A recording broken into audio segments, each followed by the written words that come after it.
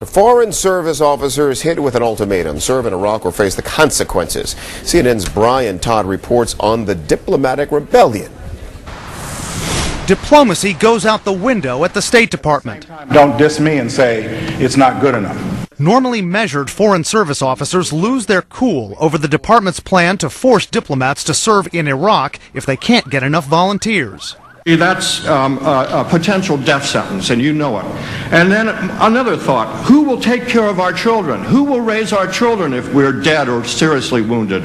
At a State Department town hall meeting, one career officer, about to retire, seemingly with nothing to lose, lays into the head of the Foreign Service because many diplomats didn't know about the decision until they read about it in the Washington Post. I just have absolutely no respect for the whole process because you've demonstrated a lack of respect for your own colleagues. Thank you for that comment. It's full of inaccuracies, but that's okay. The Foreign Service chief steps off the podium, is challenged again. It gets ugly again. Don't you or anybody else tell me the people in HR do not care about Foreign Service officers. You may care, but you don't articulate it.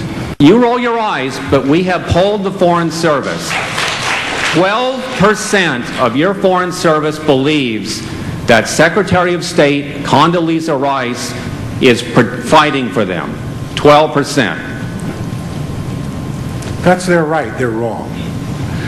Well, sometimes if it's 88 to 12, maybe the 88% are correct. 88% of this country believed in slavery at one time. Were they correct?